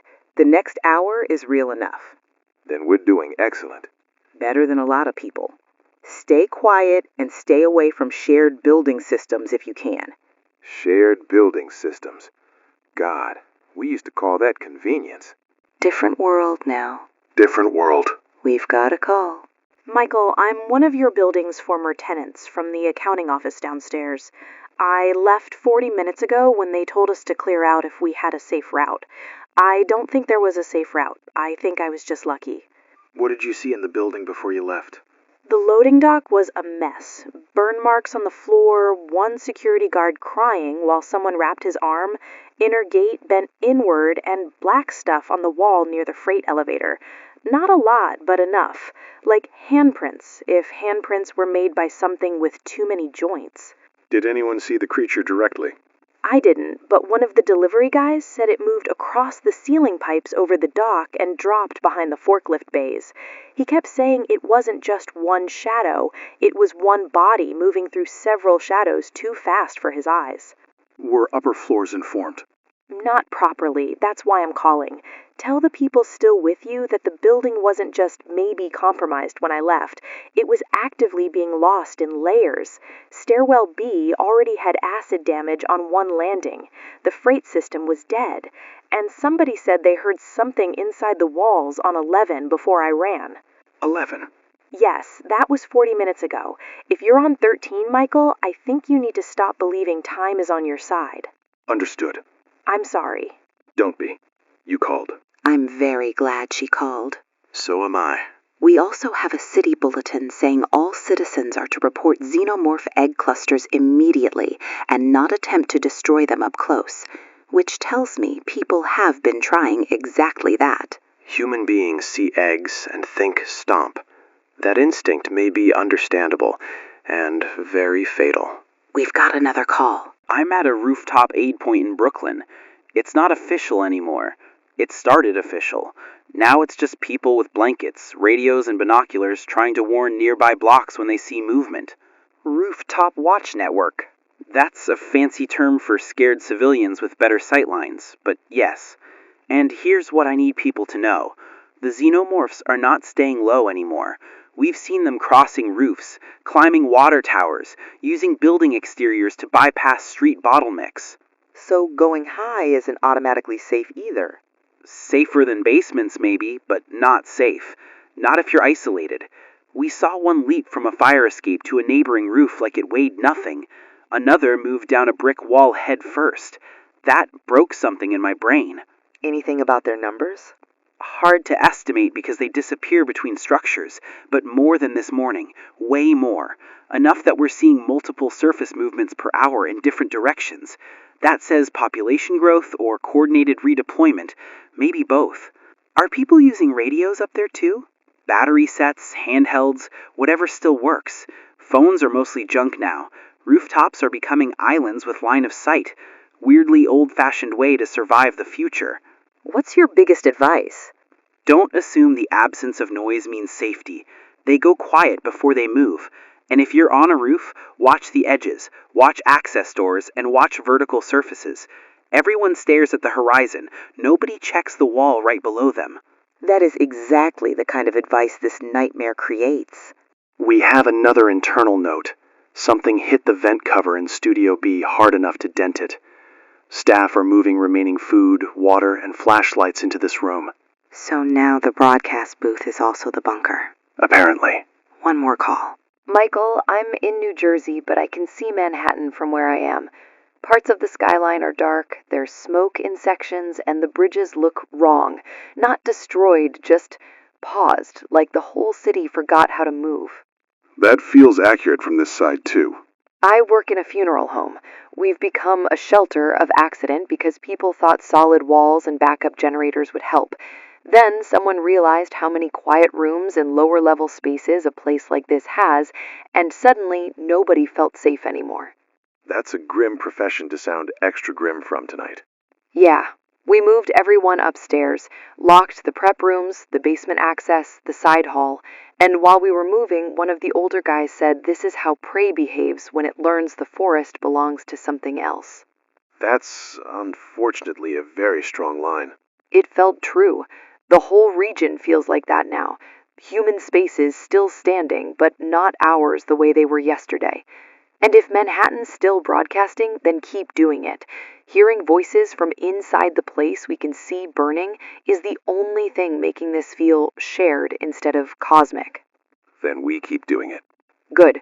Also, tell people this. Walls are not comfort anymore. Walls are just things with hollow spaces in them. I'll say it. The building just went quieter. I noticed. That's not good. No, it isn't. All right, for everyone listening, the Xenomorph threat is now fully three-dimensional. Basements, tunnels, vents, stairwells, rooftops, walls, exterior facades. Stop thinking in simple inside-outside terms. Think connected and unconnected. Think what spaces touch what other spaces. And if you are in a building, ask yourself what's above you, below you, behind you, and moving through you. Air ducts, utility shafts, cable chases, waste lines, elevator systems. Tonight, buildings are not shelters by default. They are ecosystems, and some of them are changing sides. This is RedZone Radio. We have moved one desk in front of the studio door, 2 cabinets against the hall access, and 1 producer against a panic spiral by giving him the noble task of inventory in granola bars. It is now officially that kind of night. We laugh because otherwise the walls win. Correct. National updates have thinned to fragments. Los Angeles reporting similar nest activity in transit sectors.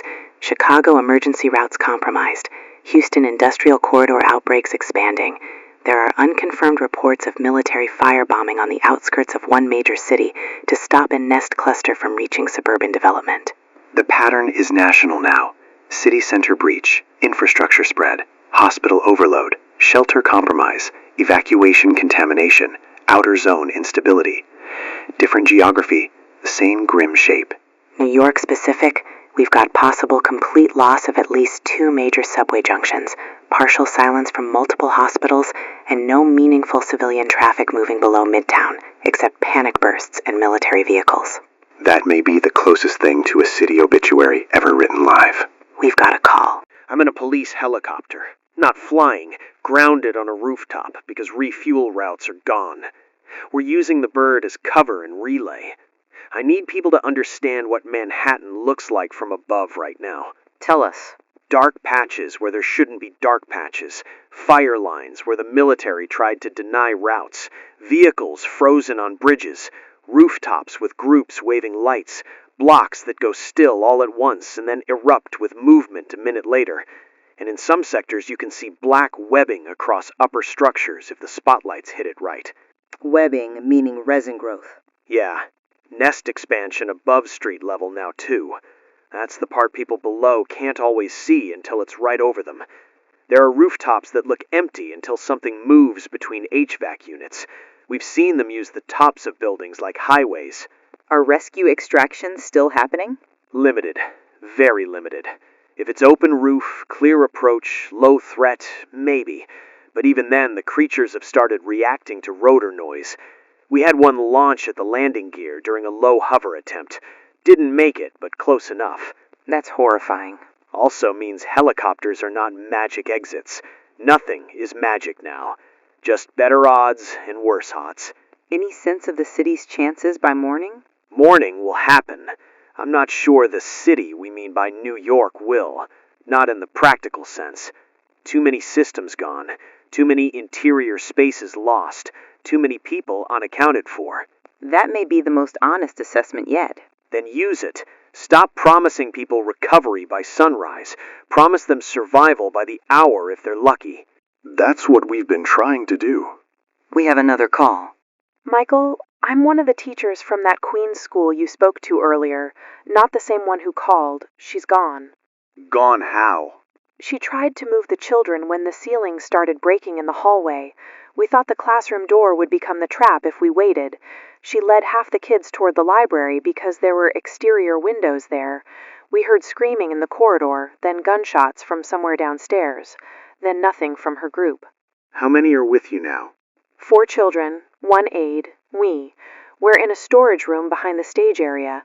There's a ladder to the lighting catwalk, but I don't know if higher is better anymore, after what you said about rooftops. What are you hearing right now? Movement in the auditorium seats. Slow, not like panic, like searching, and every few minutes something taps the stage floor from below. I didn't know stages had space under them until tonight, and I wish I still didn't know. Can you reach outside without crossing open interior space? Maybe through a backstage service door, but that hallway connects to the boiler room corridor. That feels bad. It probably is bad. One of the kids keeps asking if the monsters can smell fear. I told him no. I lied. You told him something survivable. Michael, if I move them and I choose wrong... Then you chose under impossible conditions. Listen to me.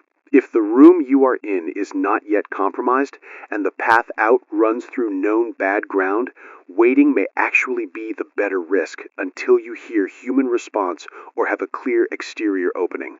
So, stay? Stay for now. Keep the children quiet. Keep them away from the floor edges, vents, wall gaps, and anything overhead that looks weak. I can do that. Then do that. Keep talking. The kids are listening to the radio like it's a campfire. Then we'll stay lit. We've got a confirmed note now from City Emergency Management. Certain sectors are being classified as unrecoverable until specialized federal response arrives. That is bureaucratic language for places civilians should stop expecting rescue from tonight. And maybe from tomorrow, too. We've got another call. I'm an engineer from your building. I'm calling from the roof because the internal comms are dead, and I don't know if security got the last message through. You're from this building? Yes. I was in the maintenance cage when the lower power transfer failed. The acid damage in stairwell B is worse than people upstairs know. It ate through a portion of the landing grating and part of the handrail. Also, the cable chase between 11 and 12 is no longer secure. I heard movement inside it before I bailed. Which means the wall spaces are open. Yes, and the freight shaft is effectively a chimney now for anything climbing. I'm telling you this because if you're still on 13, your safest assumption is that the creature routes in this building are no longer limited to the obvious paths. Any advice on what room in the building is best? Interior room with minimal vent exposure and manual exit options. But honestly, the floor might become your only move if the floor gets breached. And even that's a gamble, because I can see movement on neighboring buildings. How many people with you on the roof? 3. 1 hurt, none confident. We've got tools, a radio, 1 flare pack, and a very poor understanding of whether helicopters are still trying extractions. Can you see our studio side? Not directly, but I can tell you the south facade had movement 15 minutes ago around the 12th floor fire escape. 1 silhouette, maybe 2. That's close enough. Jenny, if you have to leave the studio, don't use the obvious hall. That's all I can give you. That's more than enough. Thank you. We've got one more call before we decide whether this microphone stays a broadcast tool or becomes a confession booth. Michael? I'm in Connecticut. I've been listening since morning. My husband said I should stop because it's too upsetting, but I couldn't, because my son is in New York for college, and I haven't heard from him since noon. I'm sorry. I know you can't find him. That's not why I called. I called because all night I've been listening to people in the city say the same thing in different words. The old map is useless. The old instincts are useless. The old promises are useless. And I need you to tell people outside the city that listening matters. Go on. Because there are people still acting like this is just disaster radio, like weather coverage or riot coverage or some terrible thing in one place. It isn't. It's the record of when the world changed shape. And the people still talking inside it are doing more than reporting. You're teaching the rest of us how to think differently before it reaches us, too. That's a heavy responsibility to hand 2 radio hosts in a dying building. Maybe, but you took it. So keep going as long as you can. Let the rest of us hear what courage sounds like when it's tired and scared and doesn't get to win cleanly. That is an unfairly beautiful thing to say right now. Beauty and terror have always shared a wall. Tonight, the wall is just thinner. Thank you. I hate that helped. Me too, but it did. All right, here's the truth now. The city is fragmenting into islands of temporary survival, separated by bad ground, dead signals, and structures that no longer belong to people. Rescue exists, but not reliably. Authority exists, but not everywhere. Morning may come, but not as rescue. Maybe only as light. And sometimes light is enough for one more hour. This is Michael Hale, still in the RedZone studio, if studio is still the word for a room with barricades, rationed water, a dim backup lamp, and something moving somewhere above the ceiling that does not pay rent. This is Jenny, still here too. We have lost contact with 3 of the 6 remaining staff from this floor. 1 may have made it to the roof. 2 we simply do not know. The hallway outside has been quiet for 7 minutes, and that is not comforting. The city feed is nearly gone. We are operating now on fragments, calls, static, distant reports, and whatever honesty 2 tired people can still drag into a microphone. If you're listening, this may be one of the last stable civilian broadcasts left in this part of the country tonight. Power is weak, signal is thin, but it's still enough to speak, so we speak.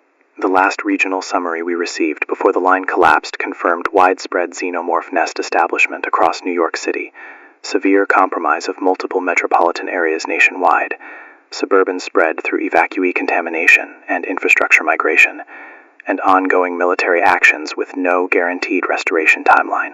That's the official version. The lived version is simpler. The world we had this morning is over. There it is. There it is. We've got a call. Maybe our last. Maybe not. I'm on the roof of a residential building in Brooklyn with 9 other people. We can see fires in 3 directions and spotlights sweeping in 2. There are helicopters far off, but none close. We tied sheets to the railing earlier to signal. I don't know if anybody cares. What's happening around your building? The lower floors are gone quiet. Not peaceful quiet. Occupied quiet.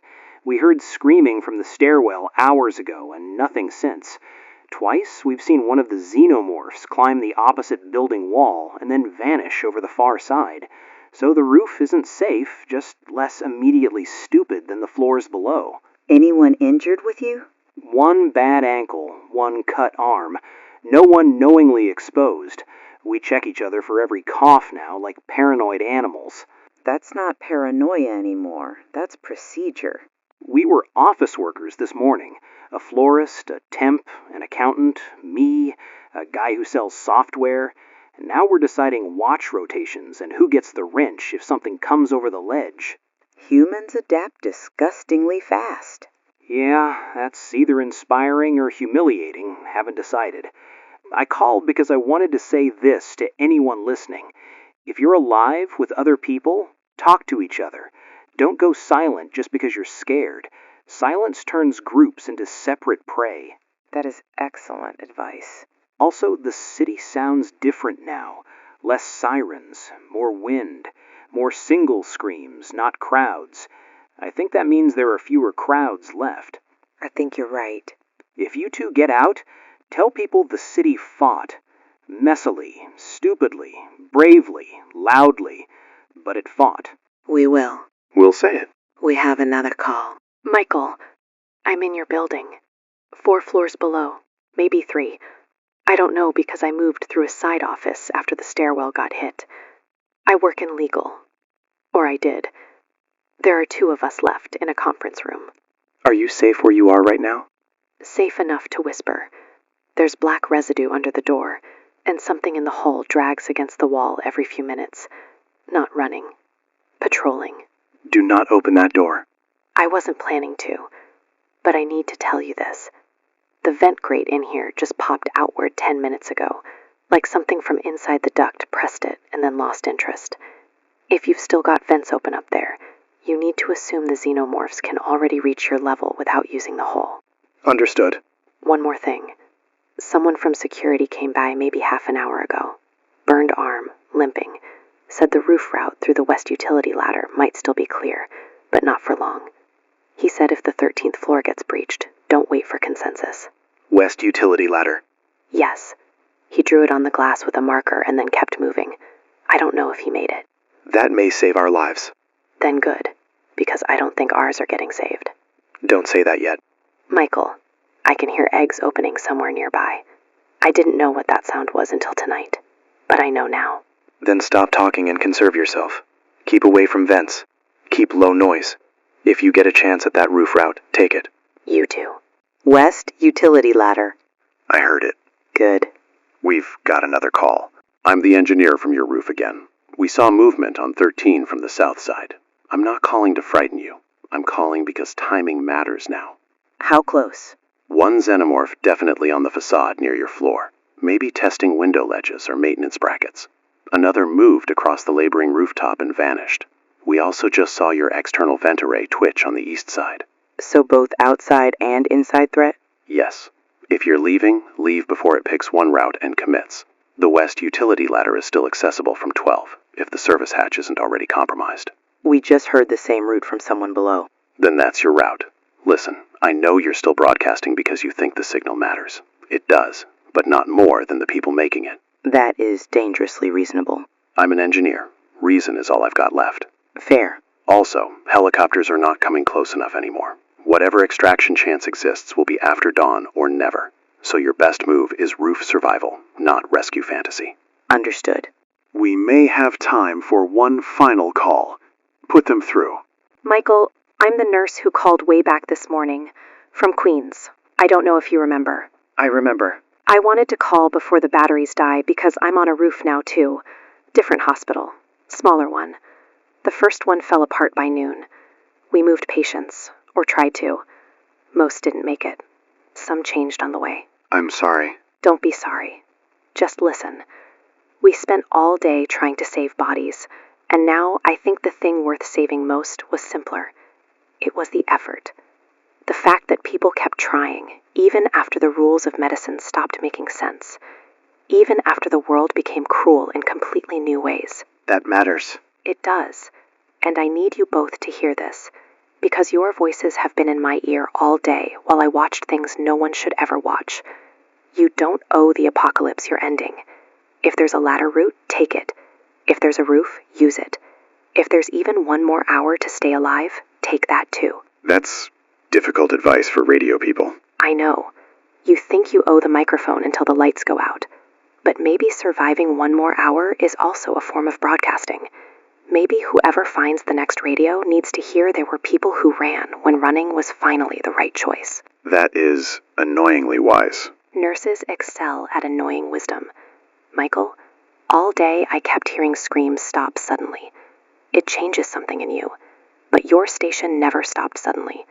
That mattered. Thank you. If this is the end of the broadcast, make it human, not heroic. Human. We can do that. Well, that feels like instruction. It does. Something just hit the outer hall. I heard it. And something's in the vent.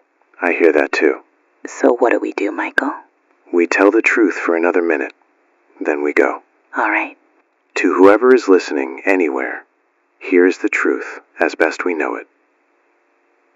The Xenomorph outbreak began with secrecy, spread through arrogance, accelerated through density, and conquered through the hollow places inside the world we built.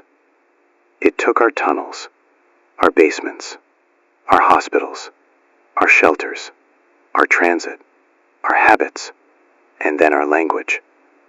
By the time we found a stable word for it, it was already inside the walls. And if you are alive right now, with a radio, with another person, with even one locked door still between you and the dark, then listen carefully. The old advice is not enough. Think in routes, not rooms. Think in connections, not appearances. Bright is better than dark. Open is better than enclosed. Higher can be better than lower, but only if you watch the edges. Quiet matters. Company matters. Radios matter. Do not go looking for the world you had this morning. It is not waiting where you left it. Build the next hour instead. And if you loved a city, if you loved a neighborhood, a block, a school, a station platform, a coffee shop, a commute, a stupid little routine that made your life feel normal, hold it in your mind now. Not because memory will save you, but because memory is one of the few things these creatures don't know what to do with. We are going to attempt a route through the West utility ladder. If this signal cuts, assume that is why. Or assume worse. But don't assume silence means nobody fought. Because they did. New York did. The country did. And for 12 hours and change, this station did. That door is not going to hold much longer. No, it isn't. You ready? Not even remotely. Good. Same. Then for the last time from this room, this is Michael Hale. And Jenny? Staying human as long as we can. Go, now. Leave the bag, just move.